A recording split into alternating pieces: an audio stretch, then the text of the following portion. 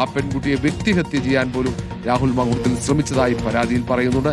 ആ യുവതിയുടെ വിശ്വാസ്യത ചോദ്യം ചെയ്യാൻ ശ്രമിച്ചു. പലതവണയായി പണം വാങ്ങി സാമ്പത്തിക ചൂഷണത്തിന് വിധേയമാക്കി. ആ ബന്ധം വേർപെട്ടു പോകാതിരിക്കാൻ പണം നൽകുകയായിരുന്നു. വിവാഹ വാഗ്ദാനം ചെയ്ത് പല ആവശ്യങ്ങൾ പറഞ്ഞ് ചെരുപ്പ് വാങ്ങാൻ പോലും 10,000 രൂപ വാങ്ങിച്ചു എന്നാണ് അന്വേഷണ സംഘം കണ്ടെത്തിയത്. ആ തുക കൈമാറിയത് ബാങ്ക് അക്കൗണ്ട് വഴിയാണ്. അങ്ങനെ പല കാര്യങ്ങൾക്ക് ഏറ്റവും ഒടുവിൽ ആ ഫ്ലാറ്റ് വാങ്ങാൻ വേണ്ടി ഫ്ലാറ്റ് കണ്ടെത്തി അവിടെയുള്ള ഫ്ലാറ്റ് ചൂണ്ടിക്കാണിച്ചു. ആ തെരഞ്ഞെടുപ്പ് ഘട്ടത്തിൽ അങ്ങനെ ഓരോ തരത്തിലും മറ്റൊരു പ്രധാനപ്പെട്ട കാര്യം, വടകര പാർലമെന്റ് തെരഞ്ഞെടുപ്പ് പ്രചാരണത്തിന്റെ ഘട്ടത്തിൽ വടകരയിലേക്ക് വരാൻ വേണ്ടി പലവട്ടം പെൺകുട്ടിയോട് ആവശ്യപ്പെട്ടു എന്നതാണ്. അതിന്റെ വാട്സപ്പ് ചാറ്റിന്റെ തെളിവുകൾ അടക്കം പെൺകുട്ടി അന്വേഷണ സംഘത്തിന് കൈമാറിയിട്ടുണ്ട്. അങ്ങനെ ഓരോ ഇടത്തേക്കും രാഹുൽ മാങ്കൂട്ടത്തിൽ എവിടെയാണോ ഉള്ളത് അവിടേക്ക് വിളിച്ചു വരുത്താനുള്ള ശ്രമം രാഹുൽ മാങ്കൂട്ടത്തിൽ നടത്തുന്നുണ്ടായിരുന്നു. അതിൻ്റെയൊക്കെ തെളിവായ വാട്സപ്പ് ചാറ്റുകൾ ആ പെൺകുട്ടിയുടെ കൈവശം ഇപ്പോഴുമുണ്ട്. ടെലിഗ്രാമിലടക്കം നടത്തിയ ചാറ്റുകൾ ആ പെൺകുട്ടിയുടെ കൈവശം ഇപ്പോഴുമുണ്ട്. ആ ചാറ്റുകൾ അന്വേഷണ സംഘത്തിന് കൈമാറുകയും ചെയ്തു. ഏതാണ്ട് ഒരേ സമയത്ത് ഒന്നിൽ കൂടുതൽ യുവതികളെ ലൈംഗിക പീഡനത്തിന് ഇരയാക്കുന്നു, ഒന്നിൽ കൂടുതൽ പെൺകുട്ടികളെ വഞ്ചിക്കുന്ന രാഹുൽ മാങ്കൂട്ടത്തിനെയാണ് അന്വേഷണ സംഘത്തിന് പ്രാഥമിക പരിശോധനയിൽ തന്നെ കണ്ടെത്താൻ കഴിഞ്ഞത്. ഏതായാലും അന്വേഷണ സംഘം ആദ്യഘട്ടത്തിൽ തന്നെ പരാതി ലഭിച്ചപ്പോൾ അവരുടെ മുന്നിലുണ്ടായിരുന്ന വെല്ലുവിളി തെളിവ് ശേഖരണമാണ്. കൃത്യമായ തെളിവില്ലെങ്കിൽ രാഹുൽ മാങ്കൂട്ടത്തിൽ പ്രതിരോധം തീർക്കുമെന്ന് ഉറപ്പാണ്. മാത്രവുമല്ല, അടുത്ത നിയമസഭാ തെരഞ്ഞെടുപ്പിൽ മത്സരിക്കാനുള്ള തയ്യാറെടുപ്പ് പോലും രാഹുൽ മാങ്കൂട്ടത്തിൽ നടത്തുന്നുണ്ട്. ഹൈക്കോടതിയിൽ ആദ്യത്തെ പരാതിയുടെയും രണ്ടാമത്തെ പരാതിയുടെയും അപ്പീലുകളിൽ അവിടെ 18-ാം തീയതി ഹൈക്കോടതി അത് പരിഗണിക്കുന്നുണ്ട്.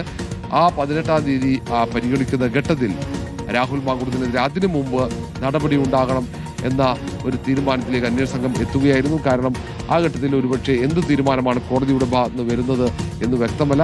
ഏതെങ്കിലും തരത്തിൽ ഈ പരാതി സംബന്ധിച്ച വിവരങ്ങൾ ചോർന്നാൽ രാഹുൽ മാങ്കൂട്ടത്തിൽ നാട് വിടാനുള്ള സാധ്യത കൂടി അന്വേഷണ സംഘം മുൻകൂട്ടി കണ്ടു. കാരണം ആദ്യ പരാതി ലഭിച്ചപ്പോൾ പിന്നാലെ തന്നെ രാഹുൽ മാങ്കൂട്ടത്തിൽ തമിഴ്നാട്ടിലേക്ക് കടന്നു, കർണാടകയിലേക്ക് കടന്നു. അങ്ങനെ പോലീസിനെ കബളിപ്പിച്ചു.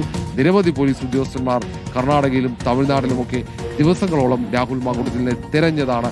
പ്രാദേശികമായ പിന്തുണ, രാഷ്ട്രീയ പിന്തുണ, അങ്ങനെ വലിയ ബന്ധങ്ങൾ, അതൊക്കെ ഈ ഒളി സങ്കേതത്തിലേക്ക് പോകാൻ രാഹുൽ മാങ്കൂട്ടത്തിന് സഹായകരമായിട്ടുണ്ട്. സമാന സാഹചര്യം ഇനി ഒരുങ്ങാതിരിക്കാൻ വേണ്ടി ഈ തവണ പോലീസ് പഴുതടച്ച അന്വേഷണം നടത്തി കൃത്യമായ പരിശോധനയിലൂടെ തെളിവുകൾ ശേഖരിച്ചു.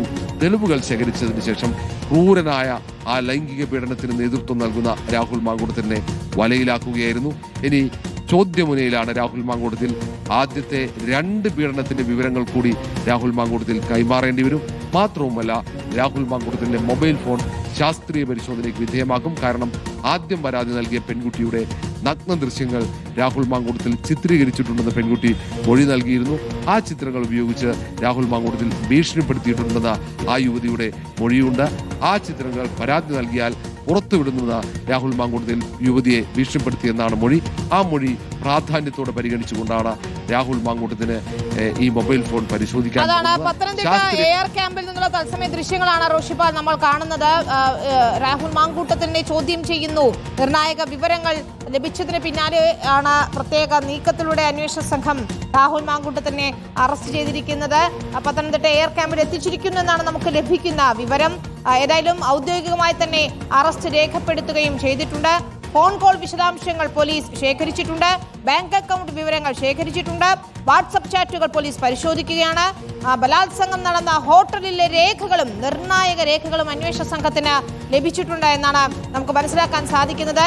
റോഷിപ്പാൽ, ഇതിൽ യുവതിയുടെ മൊഴി കൃത്യമായി തന്നെ രേഖപ്പെടുത്തിയിരിക്കുന്നു. മറ്റ് കേസുകളിലേക്കാൾ കൂടുതൽ കരുതലോടെ യുവതി തെളിവുകൾ സൂക്ഷിക്കുകയും അതൊക്കെ തന്നെയും അന്വേഷണ സംഘത്തിന് കൈമാറുകയും ചെയ്തിട്ടുണ്ട്. ഇതെല്ലാം വിശദമായി പരിശോധിച്ച ശേഷമാണ് ഒരു വിവരവും പുറത്തു പോകാതെ അതീവ രഹസ്യമായി MLA-യുടെ അറസ്റ്റ് രേഖപ്പെടുത്തുന്നതെന്നാണ് ഏറ്റവും നിർണായകമായ കാര്യം. ഇതിൽ നമ്മൾ നേരത്തെ പറഞ്ഞതുപോലെ തന്നെ എല്ലാ അതിജീവിതമാരെയും സമീപിച്ചതുപോലെ തന്നെയാണ് ഈ യുവതിയും സമീപിക്കുന്നത്. വിവാഹ വാഗ്ദാനം നൽകുന്നു, ഹോട്ടലിലേക്ക് വിളിച്ചു വരുത്തുന്നു, ആദ്യ കൂടിക്കാഴ്ചയിൽ തന്നെ ബലാത്സംഗം നടത്തുന്നു, കുട്ടി വേണമെന്ന് നിർബന്ധിക്കുന്നു. ഗർഭിണിയായതോടെ ബന്ധം ഉപേക്ഷിക്കാൻ ശ്രമിക്കുന്നു. അതിന് പിന്നാലെ നിർബന്ധിച്ച് ഗർഭചിത്രം നടത്തുകയും ചെയ്യുന്നു. ഗർഭചിത്രത്തിന് പിന്നാലെ നമ്മൾ ആദ്യത്തെ അതിജീവിതയുമായുടെ ഫോൺ സംഭാഷണമൊക്കെ കേട്ടതാണ്. MLA തന്നെ ഫോൺ വിളിച്ച് ഭീഷണിപ്പെടുത്തി സമ്മർദ്ദത്തിലാക്കുന്നതാണ് നമ്മൾ കാണുന്നത്. അതേ രീതിയിലുള്ള പീഡനം തന്നെയാണ് ഈ യുവതിയും ഏറ്റുവാങ്ങിയിരിക്കുന്നത്. മാത്രമല്ല ഇവരെ സാമ്പത്തികമായും ചൂഷണം ചെയ്തിരിക്കുന്നു എന്നുള്ളതാണ്